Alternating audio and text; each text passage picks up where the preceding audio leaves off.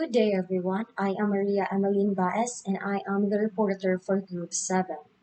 We are assigned to tackle about Region 4B or the Mimaropa region. Now, let's talk about its history. Region 4B is also known as Mimaropa. Located at the heart of the archipelago, is also known as the treasure trove of southern Luzon. The name is an acronym that stands for its provinces: Mindoro Occidental, Mindoro Oriental, Marindoque, Romblon, and Palawan.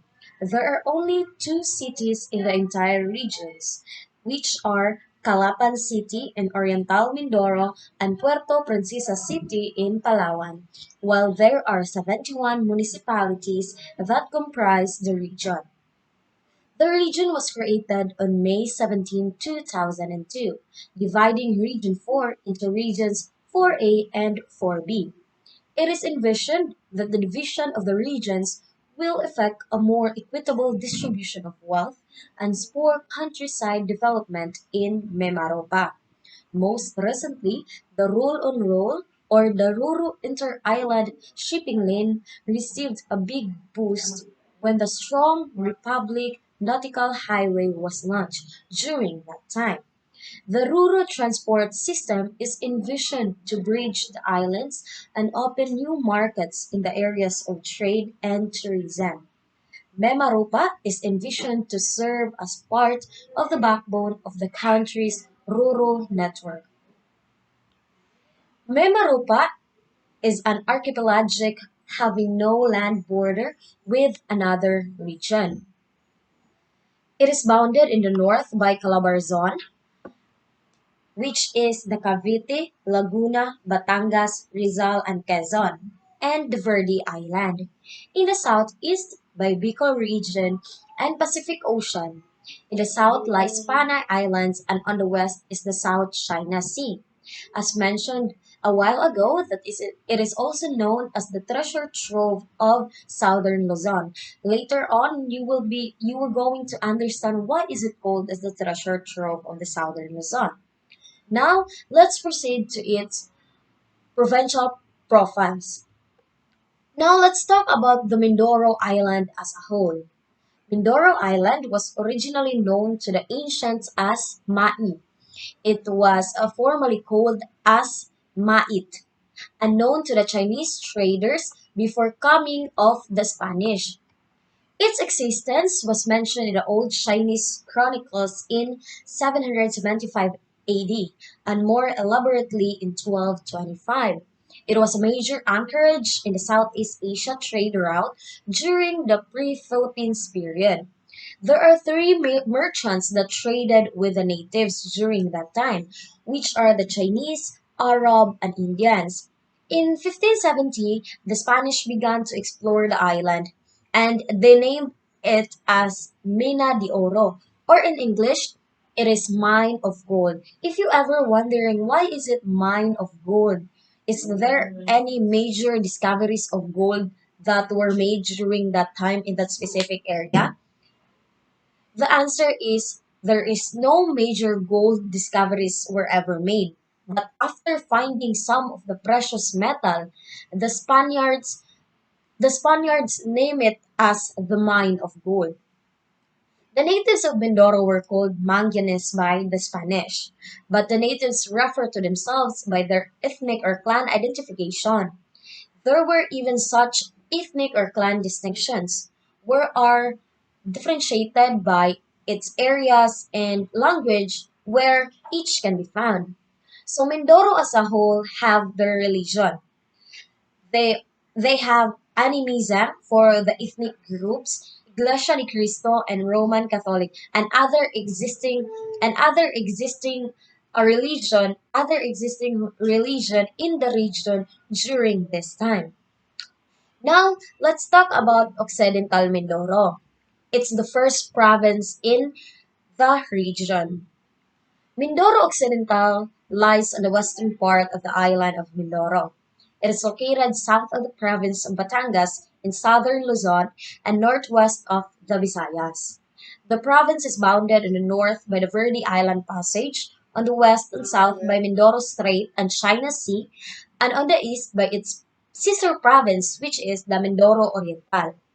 The island of Mindoro is internationally recognized as an area for biodiversity conservation. Later on, I will discuss why is it internationally recognized for that thing. It also has a great potential for ecotourism, for there are not only one, but two well-renowned national parks in the province.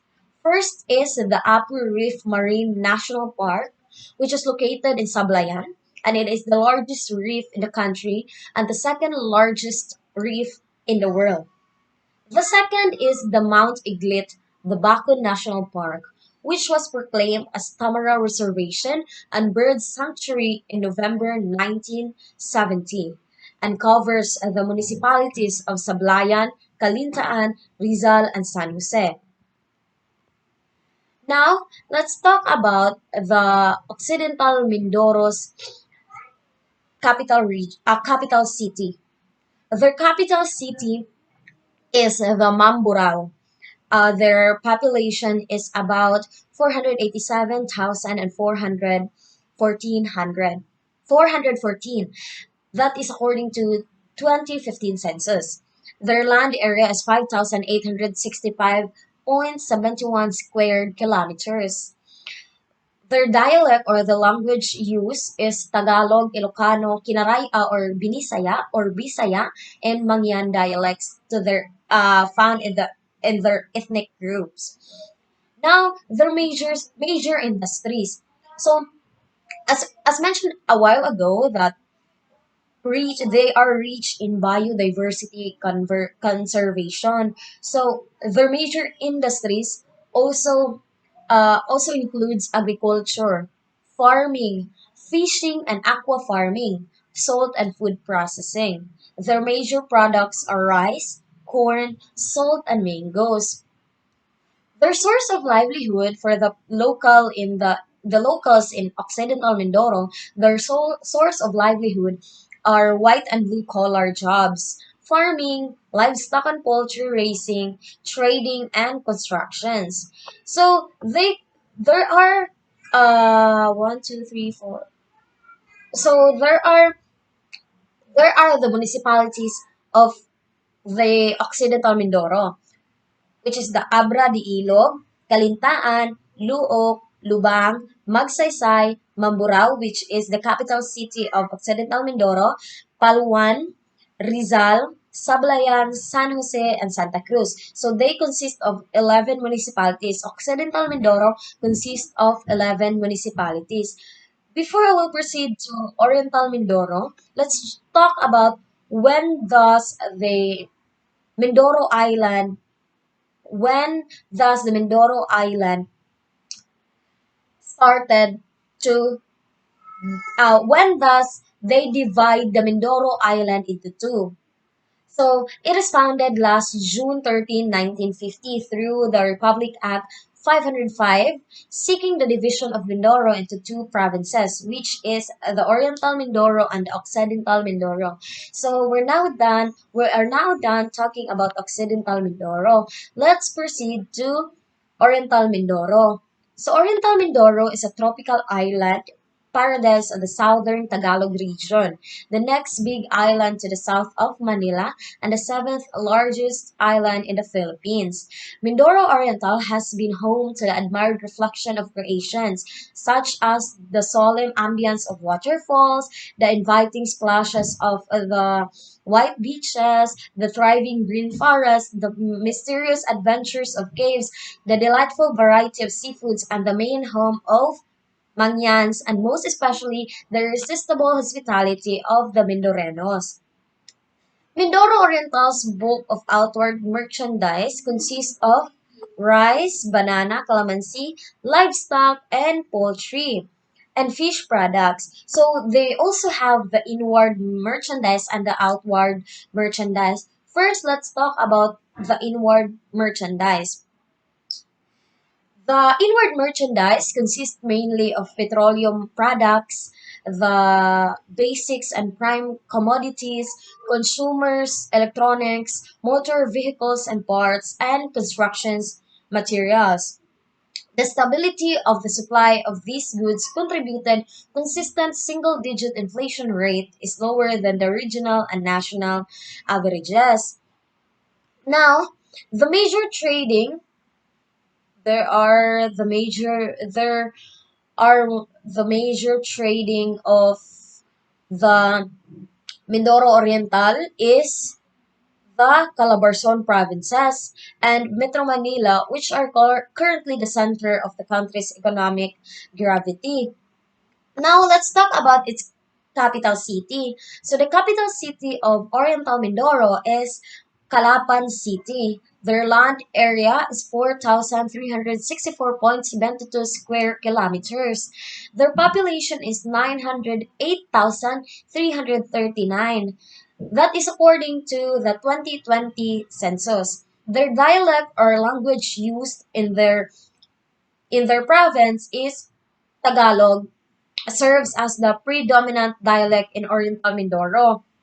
Other dialects spoken are Ilocano and Cebuano. Strains of the Mangyan dialect spoken are Arayan, Alagnan, Buhid, Hunuu, and Tadyawan.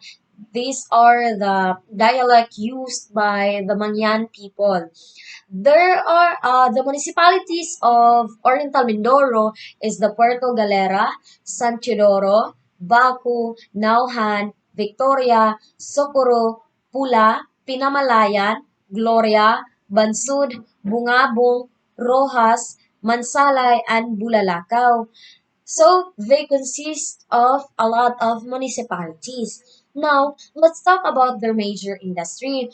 So they produces a large quantities of rice, corn, coconut, vegetables, and fruits like calamansi, banana, rambutan, marang, or uloy.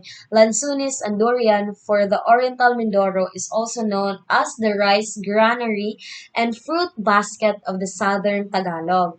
Later on, I will discuss why is it come to that point that they call the Oriental Mindoro as the rice granary and the fruit basket of the southern Tagalog.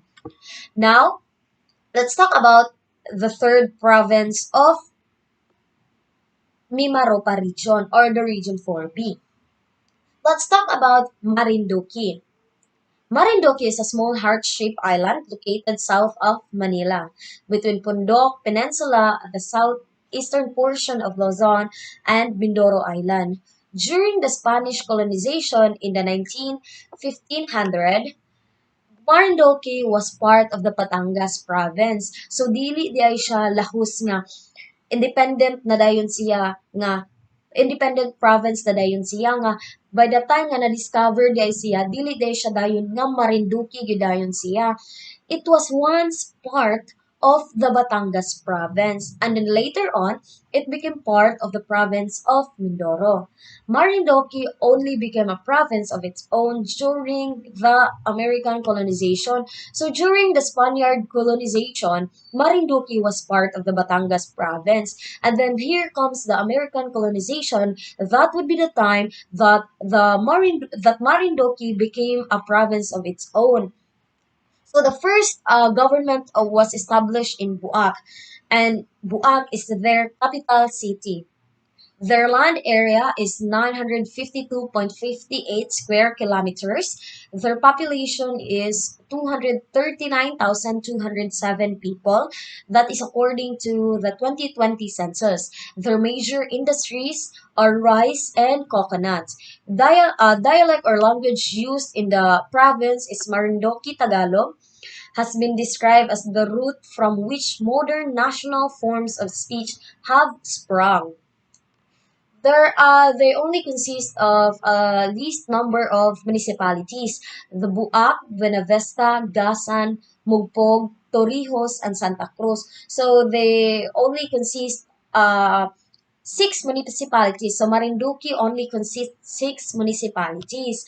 The religion that is present in Marinduque is Catholics. So I believe that there are a lot of religions that existed during the present time, since there's a lot of people who transferred to their province. So I believe that there are a lot. Let's say, for example, there is Iglesia ni Cristo, the Roman Catholics, and other religions and other religions. Now, let's talk about the fourth provinces, the fourth province of Region 4B, which is the Romblon. Romblon was organized as a politico-military komendansya in 1851. Unsa man siya? What does politico-military komendansya in 1853?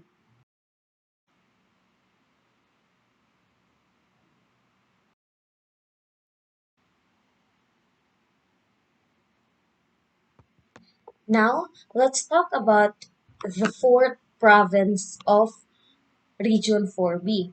It is the Romblon. Romblon was organized as a politico-military komandansya in 1853. So what is politico-military komandansya? So it is a province or a district under military control. The headquarters of the commander of such district. So Romblon was under the military control during 1853. And then in 1901, it was established as a separate province but was brought back under the jurisdiction of Tapiz in 1907. It became a separate province in 1970 through the passage of Act number 2711 on March 10. In October 1, 1946, Romblon was made into a special province with four municipalities. This is namely Tablas, Romblon, Sibuyan, and Manghali. On January 1, 1947, the regular provincial status of Romblon was restored.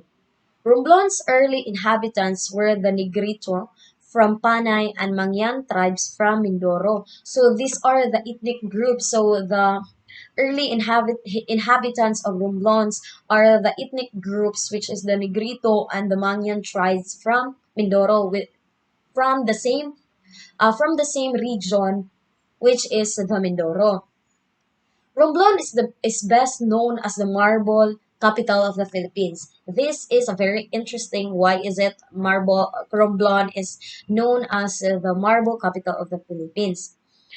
So the reason is due to its abundance of marbles found in the province, which has become one of the main sources of livelihood for the locals. No, it is called as the marble capital of the Philippines because the province is abundant of marbles that are truly found in that province, and then it has become one of the main sources of livelihood for the locals. Now let's talk about the capital city of Romblon, which is town of Romblon. So don't be confused. The province of Romblon and its capital city is town of Romblon. Land area of Romblon is about 1,533.45 square kilometers. So the population is 3,008 and 985 people. That's according to the 2020 census.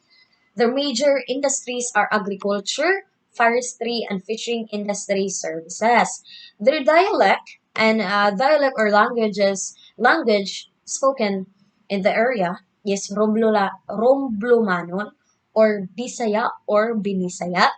Nga Romblumanon is an Austronesian regional language spoken, along with Asi and Onhan, in the province of Romblon in the Philippines.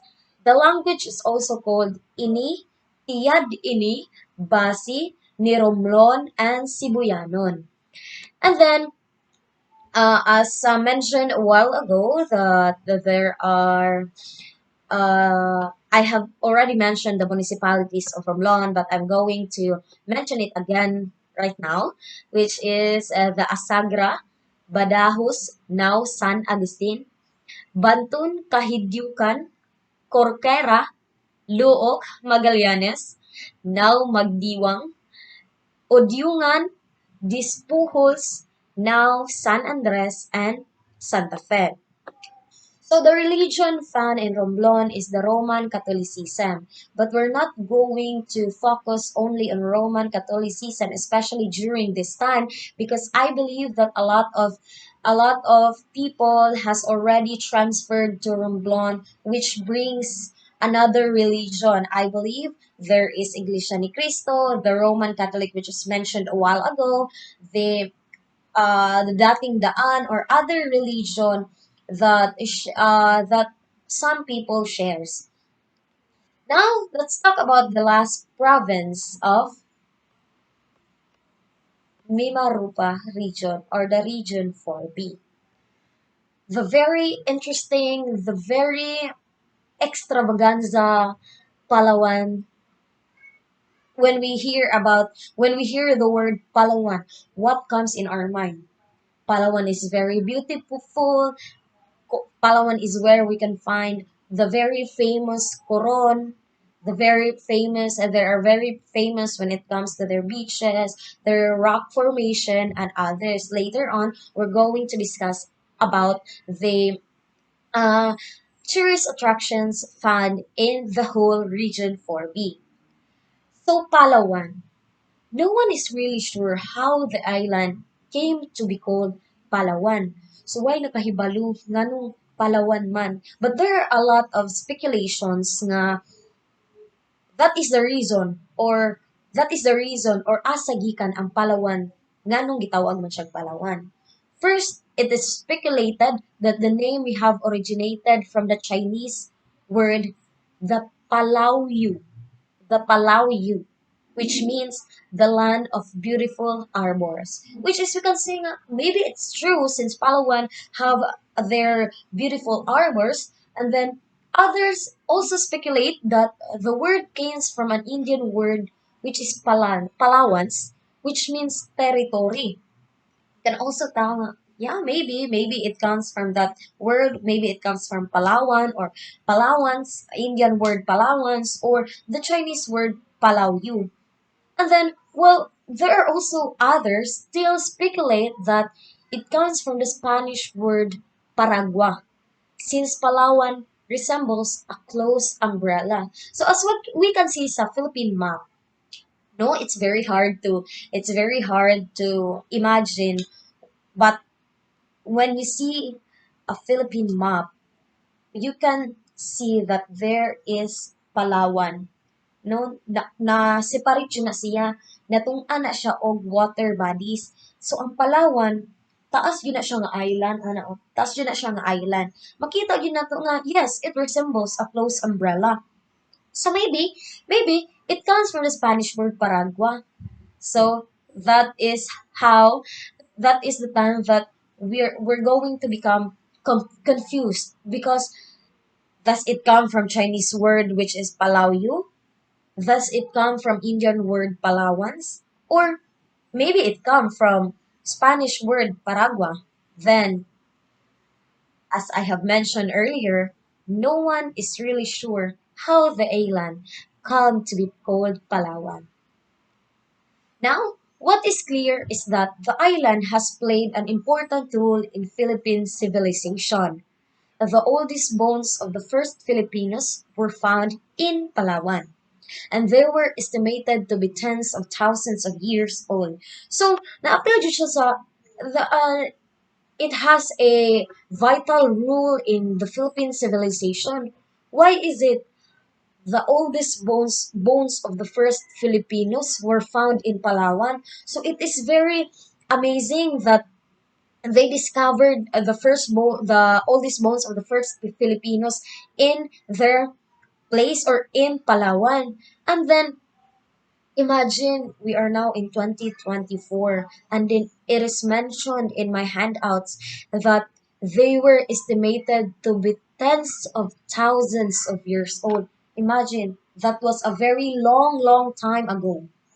So the first settlers were Tautbatu, Palauan, Tagbanwa, and Bataks, which settled in the coastal and mountain areas even before the Malay settled here. So na we believe man dyan, no, nga Malay existed, and then we forgot to research farther.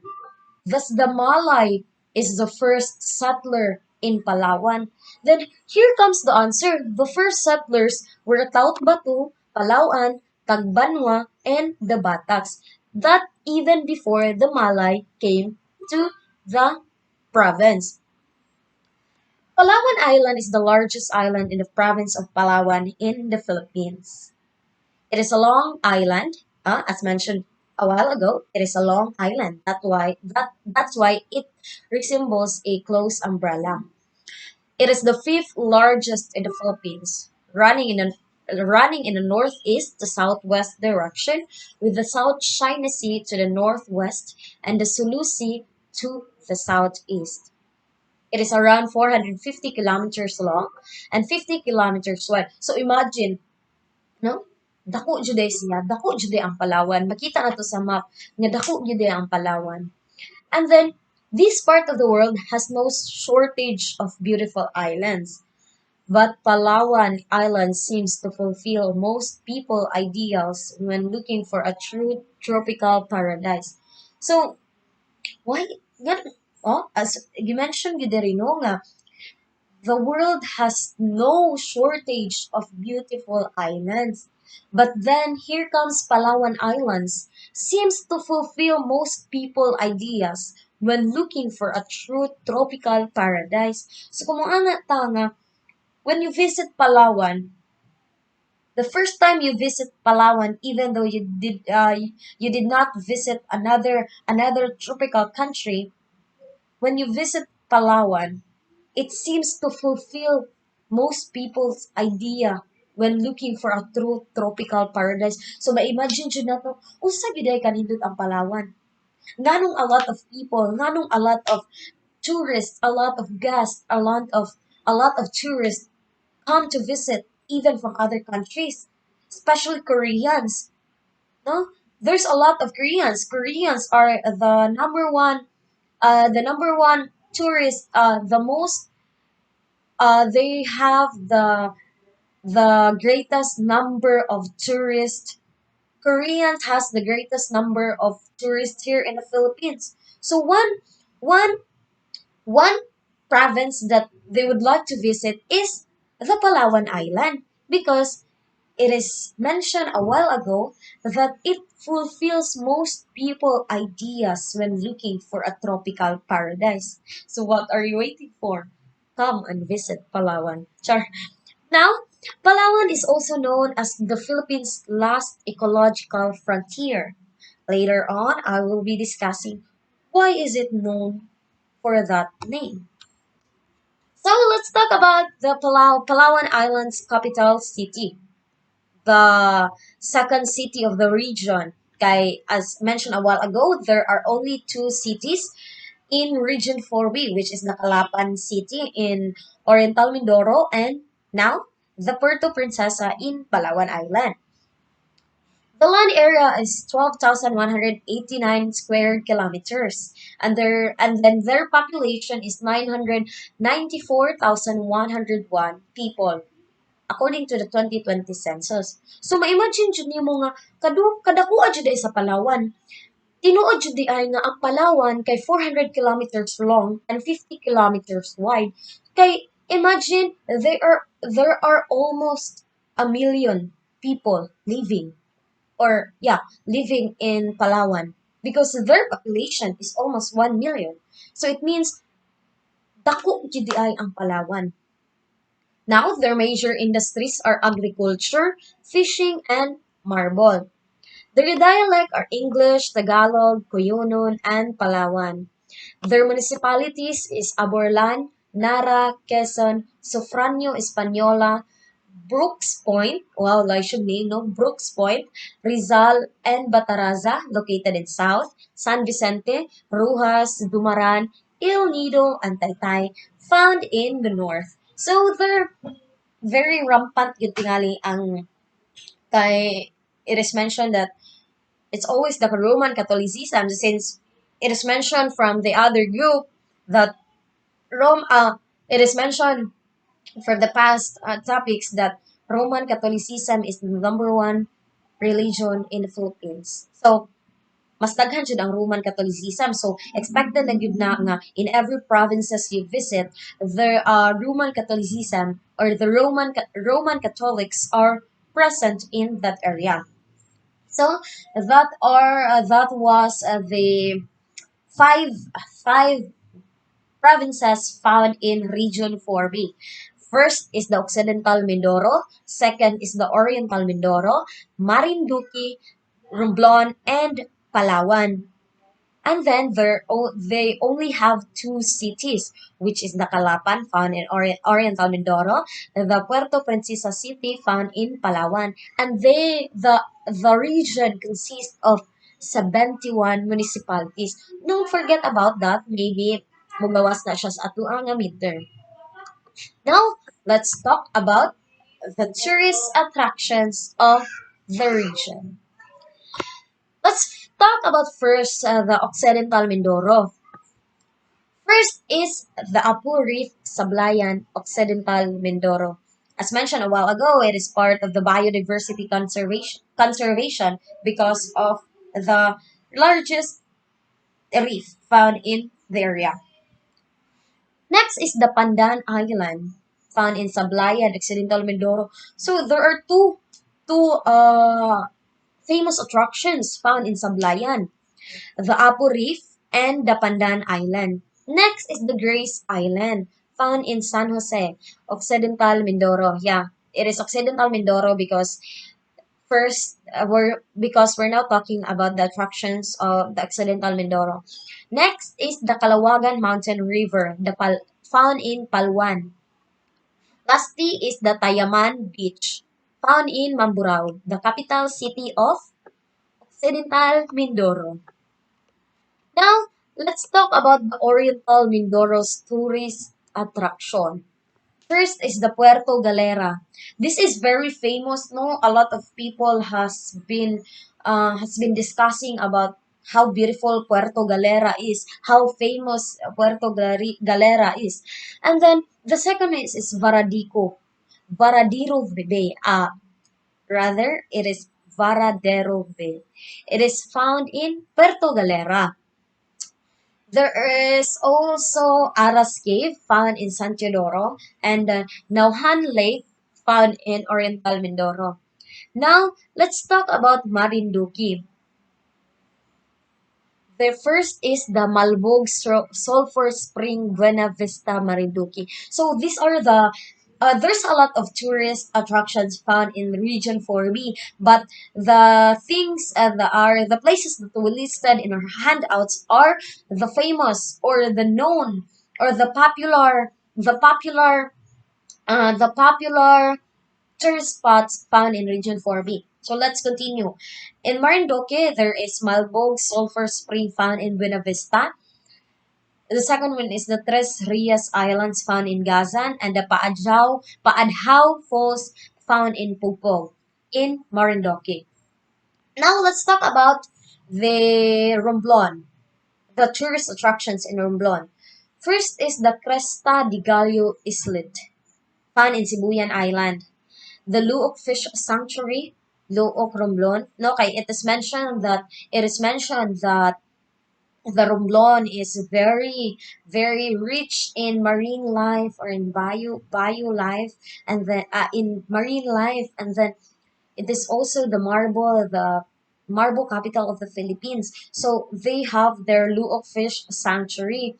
Now they also have the mountains, which is the Mount Giting in Giting, Sibuyan Island. So it is called Mount Giting because it is located in Giting, Sibuyan. And then lastly is the Aglicay Beach Resort in Alcantara, Romblon. Now let's talk about the Palawan, the very famous, the very popular tourist attractions in Palawan. Number one of that is the Coron Island. It's very famous.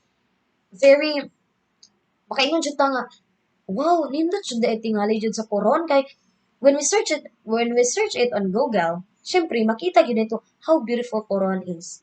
And then baka na jud ta nga since giadto man siya og daghang tawo, so proven and tested jud na nga Coron Island is very beautiful. Next is the Tubataha Reef Marine Park. No? It is very known that we have the Tubataha Reef Marine Park in Puerto Princesa City. And then the Puerto Princesa Subterranean River National Park. Oh, they also have the national park in River National Park in Puerto Princesa, also found in Puerto Princesa. And the Calwit All Island, the wildlife sanctuary, found in Calwit Island. And then the Palawan Crocodile Farm, Puerto Princesa City. This is very famous. Makita gini nato sa news, makita nato sa mga magazines, makita nato sa Google when we search it nga they also have their crocodile farm, and it is found in Puerto Princesa City, the capital city of Palawan Island. And then, the very famous Tugbang sa Coron Island, El Nido Marine Reserve Park. Kana jud ta nga famous man gyud, no? Daghan kog na-mention nga there are na ay subterranean river, na Ikalwit Island Wildlife Sanctuary, na Crocodile Farm. But the very famous in Palawan is the Coron Island, the El Nido, and the Tubataha Reef Marine Park. So makaana jud ta nga grabe tingali jud ka ilang economic growth no sa ilahang nga grabe jud galing economic growth ang Palawan no kay there's a lot of famous tourist attractions man nga adtuon gyud sa mga tao nga that come from different places, mga international tourists or mga national tourists. So kung Palawan pa lang daan, there's a lot of tourist attractions. That's Palawan alone. How about sa five provinces? So the whole region 4B, makadaw naadjud sila dako nga economic growth. So diha na nakuan ang reason why is it gitunga man siya ang region 4 into 4A and 4B. Mauna di ay to kay para di ay matunga pod ang unsa man matunga pod ang economic growth kay ang kung kuan man gud siya kung region 4 lang gud siya alone, it is a very big man jud gud siya nga region. So there they decided that they have to divide the region 4 into two regions, which is the 4A and 4B. And then kuan na ko i-share. So katong Princess of the Star bitaw nga barko, 'di ba nalunod man to siya. And then asa man to siya dapit 'di ba sa Palawan, no, sa Romblon man galito. I know, yeah, sa Palawan din siya. Sa Palawan dito siya na lunod no, and then natingala lamang gud to sila kay why is it nga nalunod man. And then the region 4B is the kuan ba you know, they are part of the backbone of the Ruro shipping company in the kuan shipping company in the Philippines. So mag-wonder ka nga, why is it nga nakuan man siya na nalunod man siya? And then, yan na akong uncle is he knows about the kuan ba the princess of the star nga barko, since na siya friend nga nagsakay ato nga during that time is also a passenger of that ruro of that barko. And then nakaana siya nga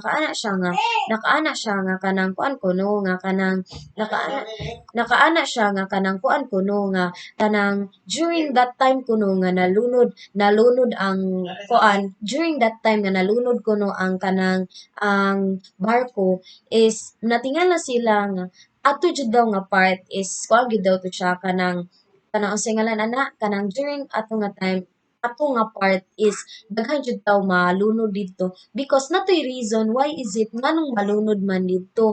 And then during after ato nga incident no, since daghan man kayo ang namatay ato, then naamang pud gihapon naka-survive nga during after ato nga incident kay gihimo siya og kanang diving spot.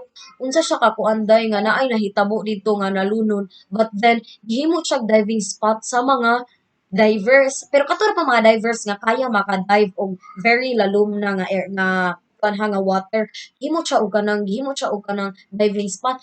And then every time kuno nga naa kay agian man gyapon siya og barko up until this time no pagian man gyapon siya. So kung kuanong kuno siya, kung moagi kuno didto, that would be the time nga mo offer kuno ang mga passenger o it's either money or a can of beers or a bottle of beers. Kaya nga naman, if you ever wonder, why is it, but ni-mention yun akong uncle nga, ang pinakadagan dyan daw dito is the bottle beers or the can of beers. Kay wala ra daw na gamay ra daw kaayo ang money nga panghulog dito, but then ang pinakadagan daw dito kay kuan ka ng bottled beers kay one of the divers nga ni dive dito is katumang friends akong uncle, and then na-mention niya nga by the time nga ni dive daw sila makita pa man gyud ang logo sa Princess of the Star, ang logo sa Princess of the Star, but then makita pa siya sa ibabaw, but then kung imo siyang salmon layo na gyud kaayo siya sa level sa sea level. So nakaana kung uncle nga there is a history nga nahitabo during that time nga nganong naabot man sa point nga mainana nga malunod ba. So yeah, just a short sharing about what I have heard from my uncle. Now let's talk about the indigenous people. So there are indigenous people in Mimaropa because Mimaropa is home to various indigenous groups such as the Mangyan people, including the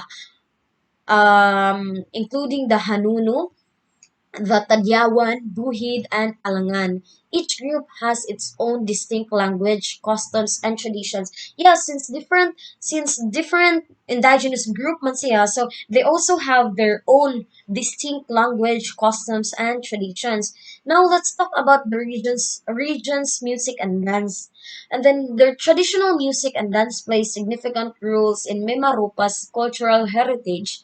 This includes lively performances featuring indigenous instruments like the kulintang, gongs, and bamboo percussions. I know it is very familiar to everyone what is kulintang, gongs, and bamboo percussions because it is discussed during high school or even in elementary in our MAPI subject. So no need to discuss or dig deeper about that specific indigenous instruments. And then let's talk about the festivals. The region's festivals, the region celebrates numerous festivals throughout the year, each reflecting the unique culture and traditions of its locality. So one examples of festival in the region is the Moriones Festival in Marindoki, the very famous Moriones Festival, which is which is which is practiced in Marinduque. The Mariones Festival includes colorful costumes and reenactments of the story of Longinus, a Roman centurion. No, kung na-mention naman gid po nino nga there are a lot of festivals, but then for one lang ang akong gibutang, the very famous Mariones Festival, kay for you to be able to understand immediately, for you to imagine nga to imagine the festival ba, mao na nga famous festival akong gibutang diha because para makasabot mo dayon. And then, let's talk about the Mimaropa's handicrafts. Mimaropa is known for its traditional handicrafts, including woven items like mats, baskets, and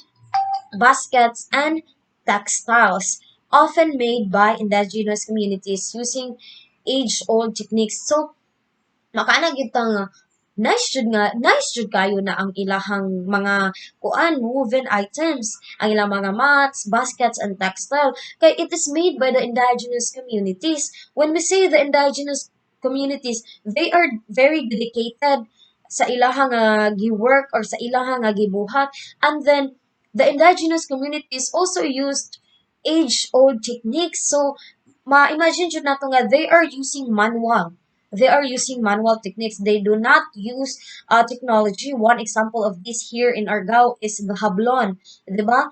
So it is a manual process. It is a manual process para makabuhat sila sa hablon. Same po na siya sa handicraft sa Mimaropa. It is a manual process practiced by the indigenous communities to make woven items like mats, baskets, and textile. Now let's talk about the religious practices. Same here sa Cebu, there are also religious practices in Mimaropa.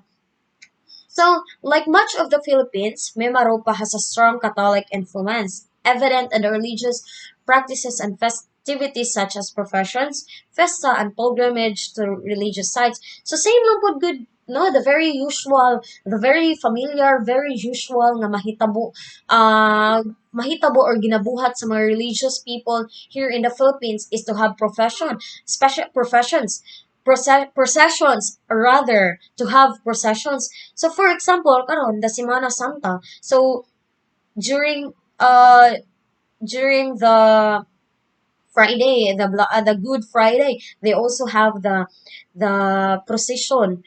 'Di ba? Maprosesyon ang mga shrine, the kuan nga naay daghan nga magkaro. Simple na dito sa Mimaropa nga they also practice that kind of activities. And then they also have fiesta, same as here sa atuan, dapat tay mga fiestas which we give thanks to the patron saint of our barangay, in our purok, or even in our municipality. And then lastly is they also have pilgrimages to religious sites. So we cannot deny that Mimaropa also have religious sites, same sa atua diri sa Cebu. For example of religious sites is the churches. And then kanang mga church sa bukid, kanang mga anak, kanang out of nowhere, there are church nga gibuild ana, and then mao na siya ang moadto gid ang mga tao kay they also believe that it is a way of it's a way of sacrificing nga moadto gid mo bukid para mo visit anang specific nga church kay you're sacrificing your time, you're sacrificing your own self kay moadto man gyud mo tuyuan man gyud ninyo nga moadto. So apil po na dito sa Mimaropa, they also have that kind of practice sa ilahang nga lugar. Now, let's talk about the Mimaropa environmental traditions. So, they also have environmental traditions. So, many indigenous communities in Mimaropa have deep-rooted environmental traditions and practices often centered around sustainable farming, fishing, and resource management. So, as mentioned a while ago that they are rich kay kuan man siya kanang archipelagic man siya, no? Ang region 4B is an archipelagic man siya. So, it means nga, napapalibutan ng mga mga tubig. Napapalibutan siya ng water bodies. And then, one thing na kanang kuan nila, na sila mga environmental traditions, practices.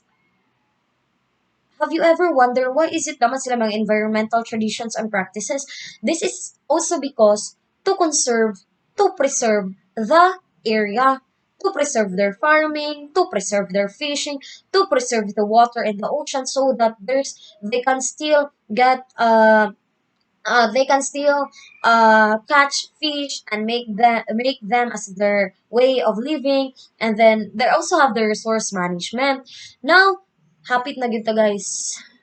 Now let's talk about the cuisine. So the very famous tanan jud nga regions, they have their specific cuisines. Now, the cuisine of Mimaropa is influenced by its coastal location and rich agricultural resources. What does it mean? So, ang mga pagkaon di ay, mga delicacies, mga pagkaon sa Mimaropa, na influence di ay sila sa ilahang location.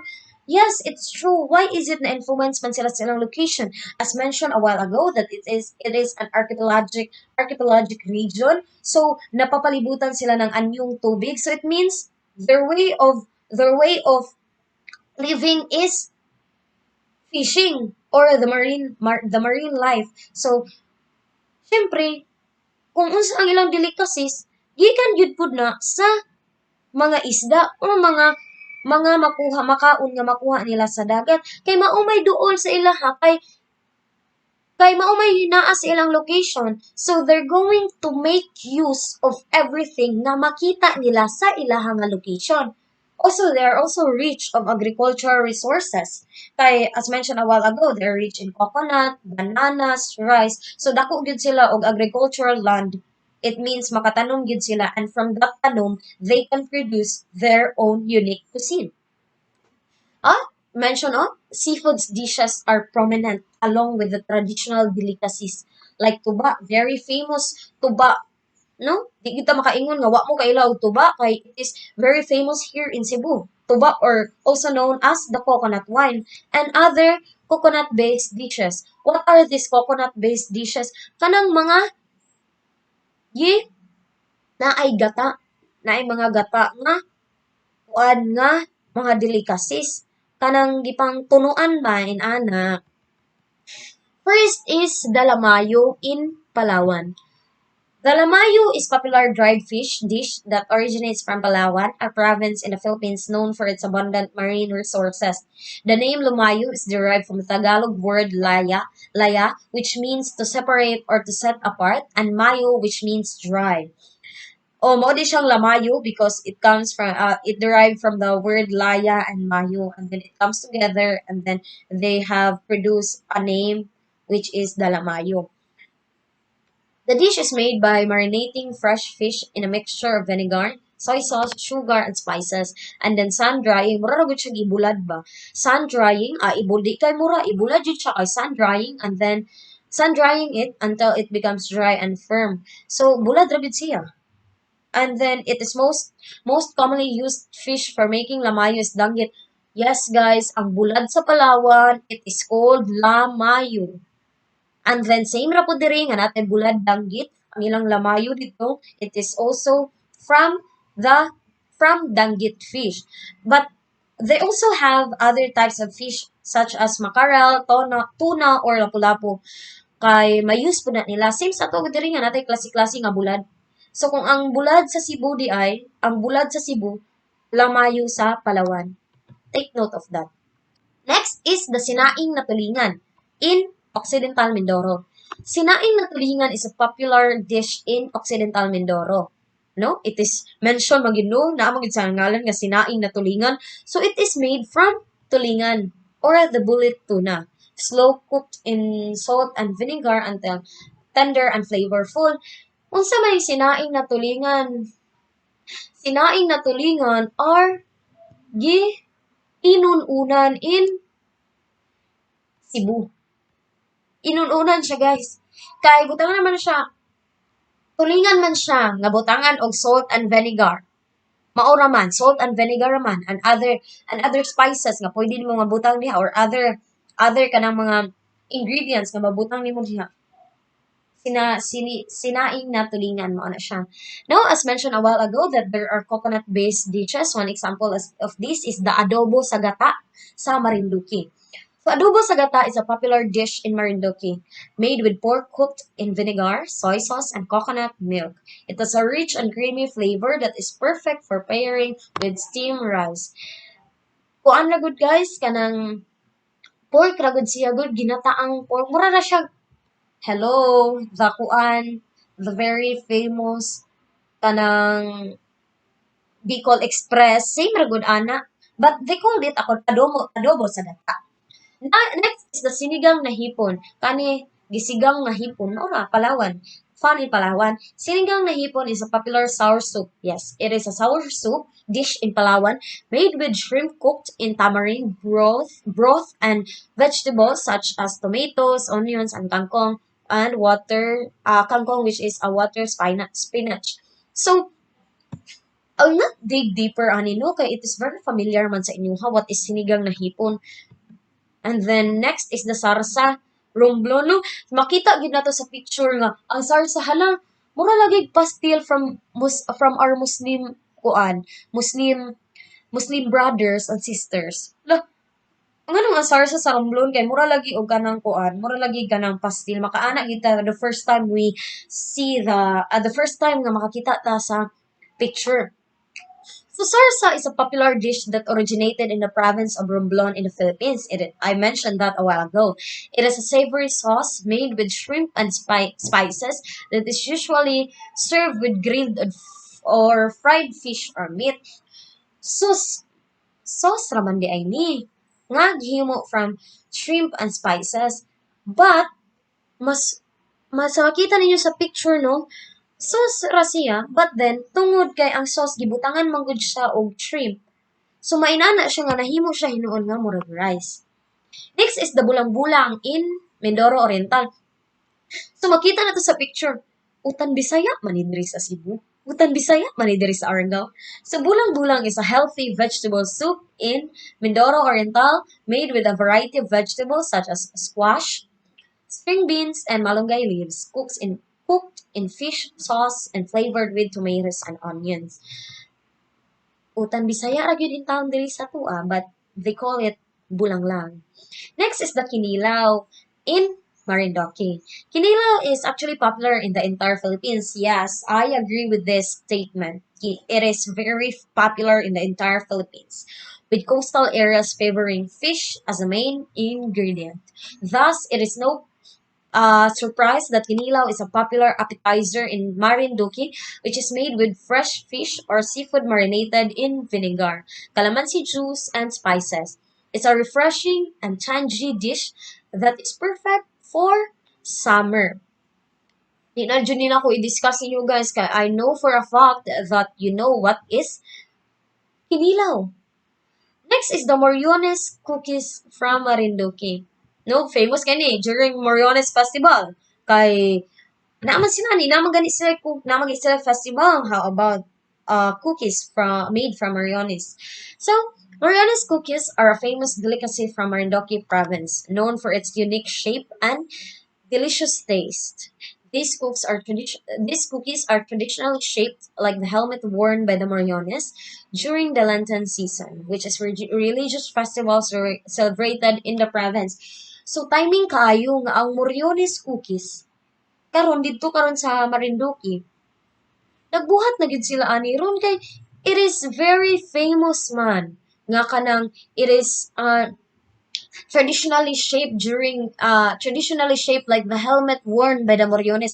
Moriones are those people nga magdala. So ang porma bitaw sa ilahang kanang helmet kay pinana na bitaw na pinataas. So as you can see sa picture, ang porma sa cookies food kay pinataas. Kay it is inspired by the helmet worn by the Moriones during the Lenten season.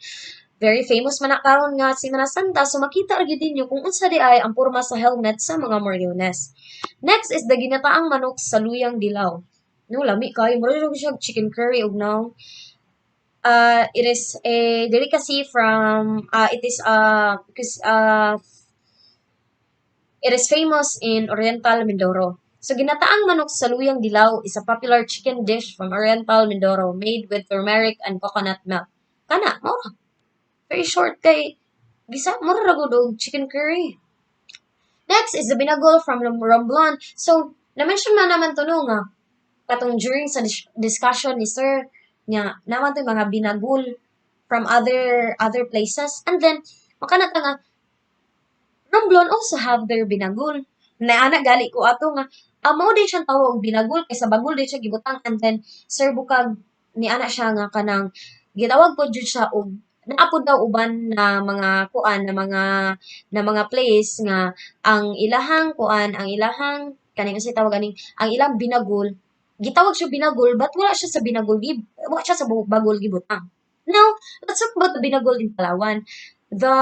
Although binagol is more popularly known to be of Leyte and Samar origin, yes, mao na dito, yeah, I remember that ang binagol dia is very famous in Leyte and Samar.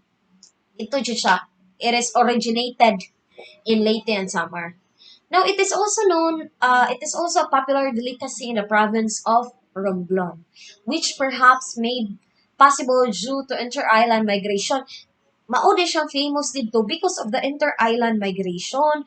It is made from a grated taro and coconut milk. It is wrapped in banana leaves and baked until cooked. So, ang ilang hulmahan kay bagol, and then i-bake jud po diay ni siya kay mura man namin siya, mura magay siya og cassava cake o siya kanang kamuting kahoy ba. And then, sumunod siya ang last sa cuisine sa Region 4B. Now, let's proceed to the last part sa kaning SWOT analysis sa Region 4B. Now, Their strength, let's talk about their strengths. The seaports and airports are very accessible and great. This is true kay since archipelagic man siya, ang transportation dito guys kay water transportation, na ay land transportation, but within the region lang, dili siya mo adto, di siya mo abot og kanang lain nga nagikan ka sa Cebu and then magland through land transportation ang kano no inig abot na mo inside mo sakay ka mo travel ka through water transportation or the air transportation, and then that would be the time nga kung maabot na ka sa ilang region, that would be the time nga musakay na ka og land transportation para makadto sa imong specific area nga gustong adtuan. And then lots of tourist spots such as waterfalls, white sands, beaches, caves, underground rivers, century-old houses, and churches. So, one strength yun na nila, nganong adtuon man ang Coron o walay nindot dito nga mga rock formation. Nganong adtuon man ang El Nido kung dili nindot ilang beaches and waterfalls dito. Nganong adtuon man ang Tibok Region 4B kung walay nindot nga tourist spots adto. So there is a reason, there are a lot of reasons why is it a lot of tourists muadto man gyud dito nga region because of their tourist attractions or their tourist spots. Now, let's talk about the region 4B weaknesses. Since naman sila strength, na gyud na sila weaknesses kay SWOT analysis man eh. Their poor health facilities and hospitals, lack of rooms, schools, and facilities. Marinduque is still dependent from its neighboring provinces. So kung muana ta nga Marinduque is still dependent from its neighboring provinces, it means kung naa di ay masakit sa Marinduque, moadto pa gyud sila og lain nga province para makapang-ospital or para makapagamot. No? Kay they are dependent from its neighboring provinces. Kung unsay duol sa Marinduque, mao po to ilang adtuon nga ospital para makapatambal. Kung for when it terms for education, when it comes to education, muadto gyud pud sila neighboring provinces para maka-eskwela og makahuman og eskwela ang mga tao nga gikan sa Marinduque. So, mao nilang weaknesses, poor health facilities and hospitals, lack of rooms and schools and facilities. Why is it kaya nung anong up until this moment mao lang maghihapon ang ilang weaknesses?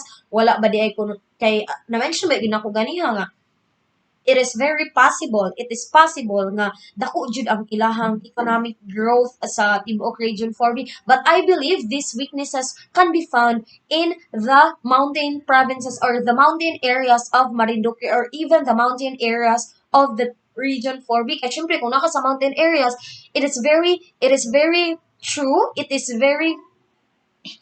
true nga wala gyud ditoy lack gyud ang inyong health facilities and hospitals ito and rooms and schools facilities.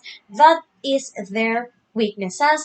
Now, let's talk about the opportunities. Since na may strength, weaknesses, napod sila yung mga opportunities. Modern and efficient infrastructures and transport support services.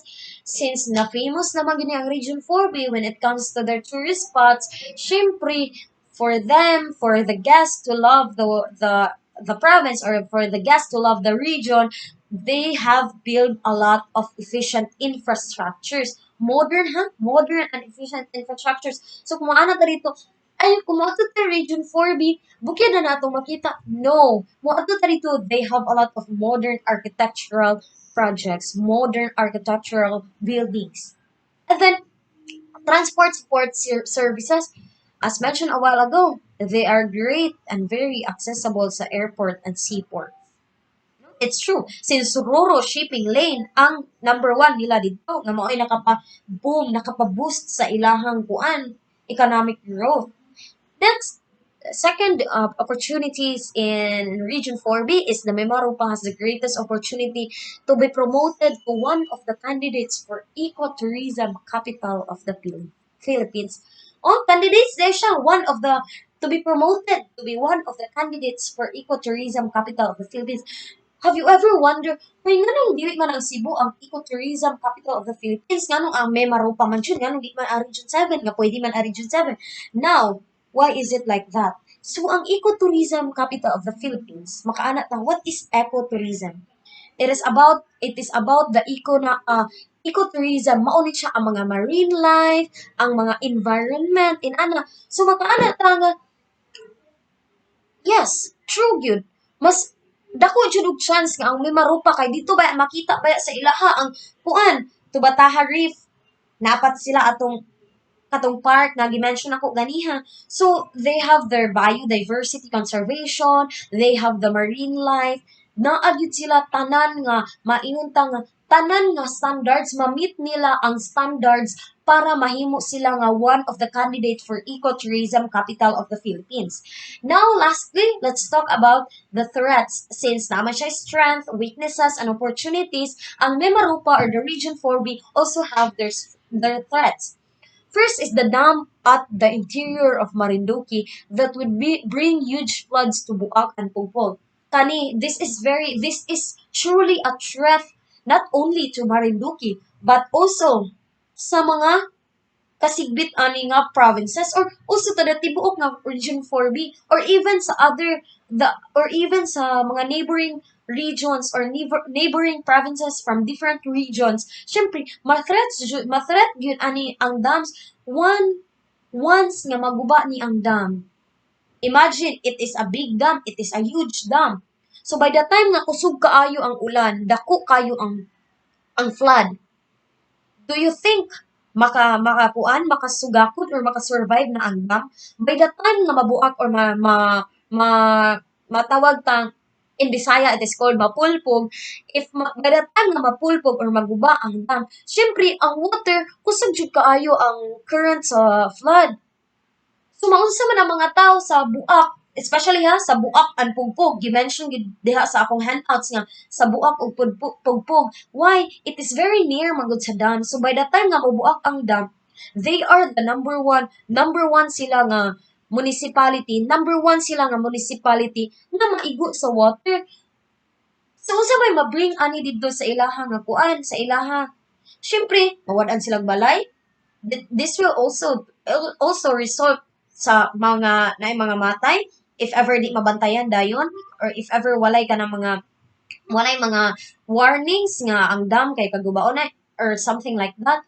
So that are the threats nga makita nato sa region 4B. And then that is the SWOT analysis of the region 4B. That sums up my report for today. And then I really hope that you understand something from my report. And then please do study these handouts because mao ni siya gamito ni sir for our midterms. I don't know if hangtod na ba region 6 ang kuan ni sir, but we should be prepared if ever ma-change ang mind ni sir, naka